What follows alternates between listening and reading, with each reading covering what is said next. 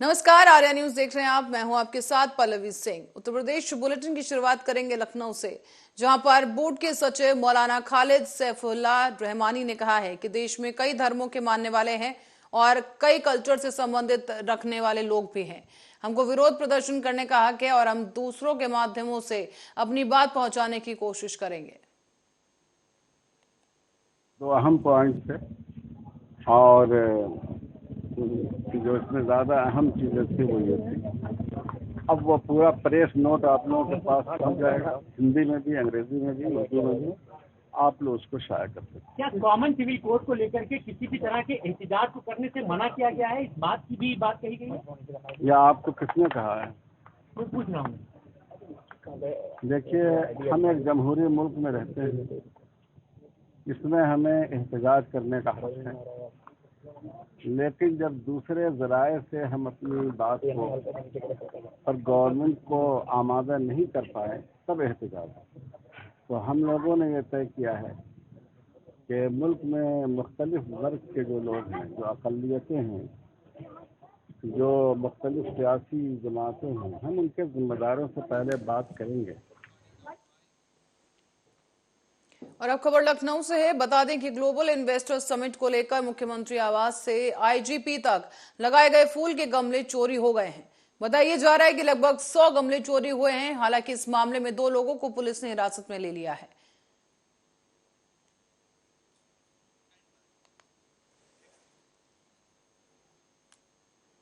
रायबरेली के लखनऊ प्रयागराज राजमार्ग पर सड़क पार कर रहे हिरन को अज्ञात वाहन ने टक्कर मार दी, जिससे हिरन की मौत हो गई।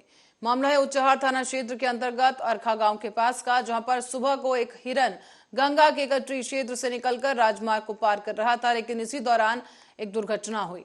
तेज रफ्तार वाहन ने इस हिरन को टक्कर मार दी है, जिससे हिरन राजमार्ग पर ही गिर गया है, जिससे उसकी मौत हो गई।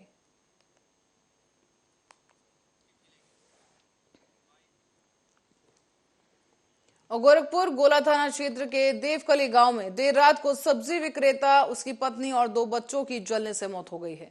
बताया जा रहा है कि रविवार की सुबह ही कमरे से उठता हुआ धुआं दिखा, जिससे आसपास के लोग सहम गए। अंदर जाकर जब देखा गया तो चारों का शव एक ही बेड पर पड़ा हुआ था। सूचना पर पहुंची पुलिस अब जांच में जुट गई है। हालांकि पुलिस ने चारों शवों को कब्जे में लेकर पोस्टमार्टम के लिए भेज दिया है, जबकि गांव के लोगों का ये आरोप है, कहना है कि पारिवारिक कलह की यहां पर बात सामने आई है और इस घटना में पूरे गांव में इस वक्त कोहराम मचा है। के थाना गोला के देवकली गांव से एक सूचना प्राप्त हुई कि एक इंद्र बहादुर मौर्य, जो कि 42 वर्षीय सब्जी विक्रेता हैं, अपनी पत्नी, एक बेटा और बेटी के साथ यहाँ गांव में एक मकान में रहते हैं। आज सुबह मकान के पीछे जो खेत है वहां पर काम करने वाले व्यक्तियों ने देखा कि उनके घर के रोशनदान से धुआं निकल रहा है। देखने के बाद वो इनके घर पर आए और दरवाज़ा खुलवाने की कोशिश की, परंतु जैसा कि उनके द्वारा बताया गया कि दरवाज़ा अंदर से बंद था। उनके द्वारा। और अगली खबर यूपी के शाहजहांपुर से है, जहां पर रामचंद्र मिशन से जुड़ी खबर है। बताया जा रहा है कि रामचंद्र मिशन पुलिस का कारनामा सामने आया है और पत्नी से गाली गलौज का विरोध करने पर महंत को सगे भाई ने तमंचे के बट और लाठी से पीट दिया। इसके बाद उसके ऊपर मोटरसाइकिल फेंक दी गई और मारपीट में महंत की टांग टूट गई है। आरोप यह भी है कि सूचना पर पहुंची पुलिस ने आरोपी पर कार्रवाई करने के बजाय उल्टे घायल महंत पर ही कार्रवाई की, उसे पीटना शुरू कर दिया। तो वहीं घायल के खिलाफ ही रिपोर्ट दर्ज कर ली गई है। बीवी को मारने से मैंने बीच बराव किया, उसमें हम पे मारने लगा और दोनों लोग मारते मारते गिरा दिया गैलरी में। उसके बाद मोटरसाइकिल हमारे ऊपर पलट दी और पलटने में हमारी टांग टूट गई। उसके बाद जो सिपाही लोग आए, उन्होंने माँ का ढेका किया और लातों झूठों से मारा। जूतों कोने तो उठ के खड़े हो, हमने कहा सर हमारी टांग टूट गई, मैं खड़ा नहीं, जान से मार डालो, फिर भी हम उठ नहीं पाएंगे। फिर भी वो नहीं माने, लेकिन मारते हुए, लेकिन जबरदस्तियों के साथ। मतलब क्या पुलिस वाले थे जो मार रहे? अब सर, अब उसका अंधेरा था, इसमें अंधेरे में तो किसी का लत पहुंचा नहीं। रायबरेली के उचहार एनटीपीसी में 2 नंबर यूनिट ठप हो गई है। 210 मेगावाट उत्पादन की इस यूनिट को बंद होने की वजह से बिजली संकट गहरा गया है। बताया जा रहा है कि यूनिट के फिल्टर में राख फंस जाने के चलते ये समस्या आई है। अब एनटीपीसी और पीआरओ कोमल शर्मा के मुताबिक 210 मेगावाट 2 नंबर यूनिट कल तक की तकनीकी खराबी के चलते ठप हुई। तब से लेकर अब तक इंजीनियर इसे दुरुस्त करने में लगे हुए हैं। पीआरओ के मुताबिक इस समस्या का जल्दी समाधान होगा और तब जाकर इस यूनिट से उत्पादन शुरू हो सकेगा।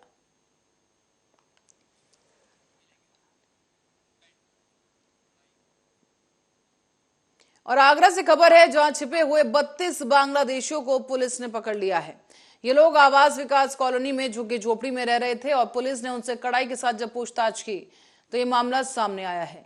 दरअसल सिकंदरा पुलिस को इनपुट मिला था कि थाना क्षेत्र में किसी कॉलोनी के आसपास कुछ बांग्लादेशी अवैध रूप से रह रहे हैं। थाना प्रभारी आनंद कुमार ने अपनी पुलिस टीम के साथ जब सर्च शुरू की तो टीम कई जगहों पर पड़ताल करने पहुंची, जिसके बाद आवास विकास कॉलोनी पहुंची टीम को ये बड़ा खुलासा हुआ है। कॉलोनी में खाली पड़े स्थानों पर झुग्गी झोपड़ी में रह रहे लोगों से जब पूछताछ की गई तो सभी पकड़ में आ गए और सच का यहाँ पर सामने आया है, जब एक एक करके करीब 32 बांग्लादेशियों को पकड़ा गया जो कि यहाँ पर अवैध रूप से रह रहे थे।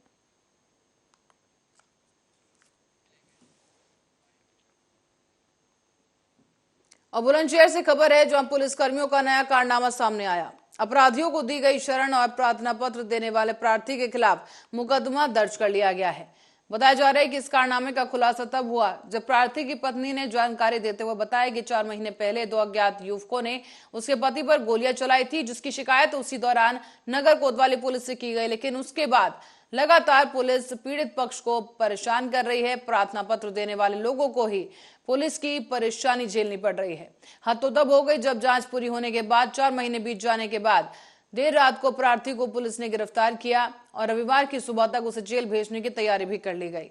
पीड़ित नीतू का कहना है कि खुर्जा गेट चौकी प्रभारी के द्वारा फैसला करने का दबाव बनाया जा रहा है और साथ ही साथ रिश्वत की मांग भी की गई, जिस पर वो पैसे देने में जब असमर्थ निकली तो उसके चलते प्रार्थी को जेल भेजने की तैयारी पुलिस की तरफ से की गई है। भैया मामला ये है, 5-6 महीने पहले मेरे हस्बैंड पे गोली चली थी। अब गोली चलने के बाद में अब ये विवेचना के तौर पे कभी भी बुला लेते हैं, परेशान करते हैं। अंकित चौहान जी, अब ये इन्होंने रात से ही इन्हें यहाँ बिठा रखा है, मुझे तो पता भी नहीं था, मैं तो ढूंढते ढूंढते आई। तो अंकित चौहान जी की ड्यूटी नहीं बनती कि मैंने बीच से रास्ते से लाया हूँ तो मैं कॉल करके घर तो बता दूं, ना तो घर बताया। एक्टिवा भी अब अपने पास खड़ी कर ली, अब कह रहे हैं मैं इन्हें जेल भेजूंगा और इनकी जो नफा नाजायज मांगे मैं अभी पूरी कर दूं तो ये जेल वेल कुछ नहीं भेजेंगे। भैया मैं तो मांग पूरी कर नहीं सकती। क्या कुछ मांग की आप? वही, अब आप समझते हो, सब समझदार हैं, अधिकारी कोई सुन के नहीं दे रहा, सब एक दूसरे पे डाल रहे हैं कि फेक है, कि ये है, कि वो है। और विधानसभा चुनाव के लिए बीजेपी अभी से एक्टिव मोड में आ गई है। आज से संपूर्ण प्रदेश मध्य प्रदेश में बीजेपी सरकार विकास यात्रा निकालकर सरकार की उपलब्धियों को घर घर तक पहुंचाएगी।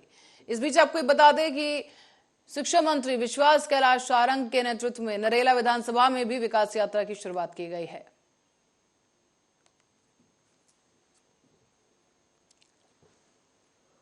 कांग्रेसी कहते थे मोदी वैक्सीन, मोदी वैक्सीन, सुबह कहते थे मोदी वैक्सीन, रात में मुझे फोन करते थे कि भैया चुपचाप से लगवा दो।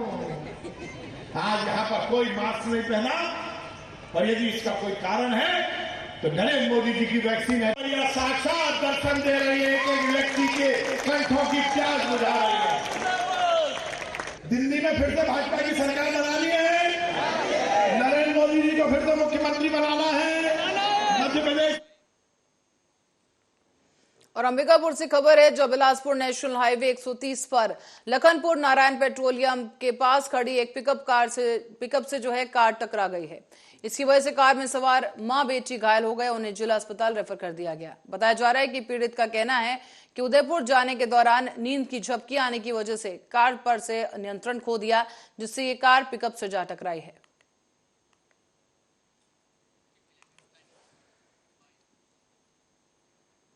और सरगुजा जिले के विकासखंड बतौली के बेलकोटा के हाई स्कूल भवन की स्थिति जर्जर होने की वजह से स्थिति काफी विकराल हो चुकी है।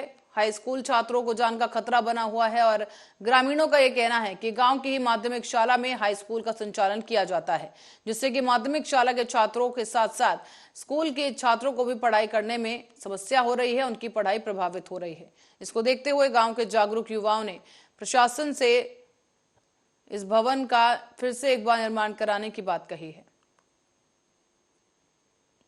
और स्कूल का समस्या है कि छत ढहने की कगार पर है और दूसरा चीज़ की फर्श भी जो है टूट गया है, पूरा जीर्ण शीर्ण हो गया है और बच्चों का पढ़ाई लिखाई इसमें नहीं हो पा रहा है। अभी लगभग 2 साल से स्कूल बंद पड़ा हुआ है। और कई बार जैसे जानकारी मिला कि माननीय मंत्री जी को भी जो है आवेदन दिया गया इसके लिए, मरम्मत के लिए, लेकिन अभी तक जो है उसके लिए कोई संज्ञान में नहीं लिया गया है। और हम लोग की सब ग्रामवासी की ये मांग है कि हाई स्कूल का भवन जो है पूरा जर्जर है, आप देख रहे हैं। बच्चे लोग को पढ़ाई डिस्टर्ब हो रहा है, बहुत दूर दूर से बच्चे आते हैं, 4-5 गांव से यहाँ बच्चे पढ़ने आते हैं।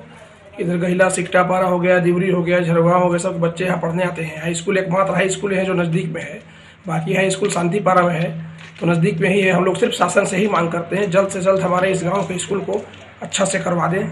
हम लोग की सब और गौरेला पेड्रा अमरवाही में कांग्रेस जिला अध्यक्ष पर कांग्रेस पार्टी ने बड़ी कार्रवाई की है। कांग्रेस जिला अध्यक्ष मनोज गुप्ता को कारण बताओ नोटिस जारी किया गया और मनोज गुप्ता पर अनुशासन तोड़ने का आरोप लगा है। गौरतलब है कि छत्तीसगढ़ विधानसभा चुनाव में कुछ ही महीने का वक्त बचा है और उससे पहले गौरेला पेड्रा मरवाही जिले में कांग्रेस में गुटबाजी चरम पर पहुंच गई है। यहां पर 10 दिन पहले ही कांग्रेस जिला अध्यक्ष ने ब्लॉक अध्यक्षों की नियुक्ति कर दी थी और इसी की वजह से उन्होंने काम से असंतुष्ट बताया था और अब इस मामले में प्रदेश कांग्रेस कमेटी ने उन्हें कारण बताओ नोटिस जारी किया है। संगठन का एक तो क्या है कि जिला, ब्लॉक और ग्रामीण स्तर पे ये काम एक साथ मिलकर जब तक नहीं करेंगे ये बातें आते ही रहेंगी। हम लोग भी सभी को एक साथ रहकर काम करें, जो कमी है उसको संगठन ही दूर कर सकती है और एक अच्छा स्वरूप बनेगा जिले में संगठन का। एक अखंडता में एकता, एक भारत की एक चला आ रहा है और यहाँ जैसे पार्टीबाजी होती रहती है, लेकिन वो निश्चित ही वो एक पार्टी के कार्यकर्ता के रूप में कार्य करते हैं और उसमें सब एकजुट होकर लड़ते हैं। जो भी चुनाव के जितने चुनाव हुए हैं उसमें कांग्रेस की जो वोट है संगठन ही बढ़ाई है और आगे भी ये निरंतर हम उनकी समीक्षा करके जहाँ कमी है तो उसको भी दूर करें। और मध्य प्रदेश के सतना जिले के रामपुर बाघेलान थाना क्षेत्र के अंतर्गत सगौनी नंबर 3 में बीती रात को किसी खूंखार जानवर ने रामकृपाल पाल द्वारा पाली गई करीब 53 भेड़ों पर जानलेवा हमला कर दिया है। इसकी जानकारी भेड़ मालिक को सुबह हुई, जिसके बाद उसने रामपुर बाघेलान थाने को सूचित किया है।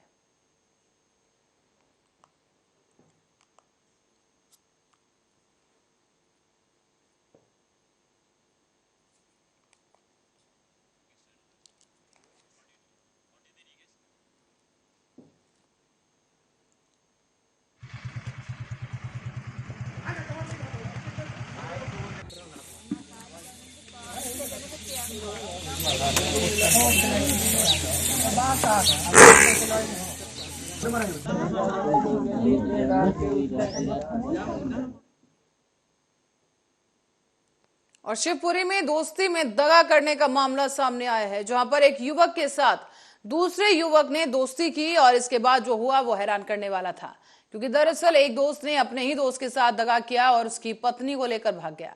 इसके बाद पीड़ित युवक थाने पहुंचा और पत्नी को ढूंढ निकालने की गुहार एसएसपी से लगाई है। काम करते थे 6 महीना बाद बॉम्बे गुजरात पहुंचा उसमें, साथ में दोस्ती बन गई। किससे? ससपाल गुजर से। कहाँ का है ये? खड़ेला का। आप ही के पास गाँव है कोई? हाँ। फिर दोस्ती बन गई, दोस्ती में ऐसी बात थोड़ा बात चलन होने लगा। ठीक है। मेरे को धमकी ममकी देता था। किस तरह की धमकी देता? ये कर दूंगा, वो कर दूंगा। हाँ। फिर वो बोला कि मार दूंगा, ये कर दूंगा। किस लिए मार देगा? कोई इसको ले जाऊंगा। किसको? वंदना। वंदना कौन है ये? मेरी घरवाली। घरवाली को ले जाएगा? तो उससे उसका प्रेम प्रसंग हुआ था? क्या हुआ था? मैं जब उधर ही था सर जी। वहीं थे? हाँ, गुजरात में था। हाँ, वहीं धमकी देता था? हाँ, नहीं यहीं फिर घर से देता था। वो बगैया आ गया था क्या वहाँ से? फिर तो मैं वहीं रहा, तो उसके बाद मैं आया तो धमकी ममकी देता था। गाँव में कौन मिल जाऊँ तो इधर उधर मिल जाऊँ, ऐसा कर दूंगा, वो कर दूंगा। तो तुम्हारी पत्नी से उसका अफेयर था क्या? नहीं, अब चाचा लगता था। कौन का? बच्चन को चाचा कह देते बच्चे। हाँ। घर आने यार। फिर ऐसे में एक दिन मेरे से ऊपर ही उससे मेरे से बोला था ये कर दूंगा, ये कर। और रायबरेली के प्रयागराज मार्ग पर एक दर्दनाक हादसा हो गया है। बता दें आपको कि अनियंत्रित तेज रफ्तार ट्रैक्टर ने बाइक सवार को जोरदार टक्कर मार दी, जिससे बाइक में बैठी महिला की मौत हो गई है। बताया जा रहा है कि ये पूरा मामला बछवा थाना क्षेत्र के अंतर्गत राजामाऊ गांव के पास का है।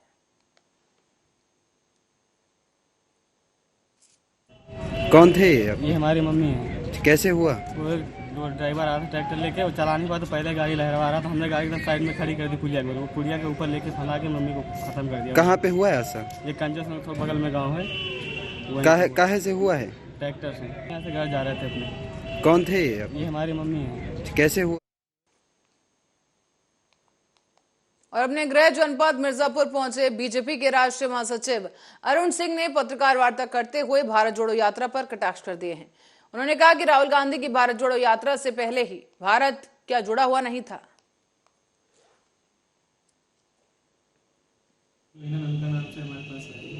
और जो पुलिस के द्वारा लाई गई ऑलरेडी पहले से मृत अवस्था में आई थी और इसके जो परिजन बता।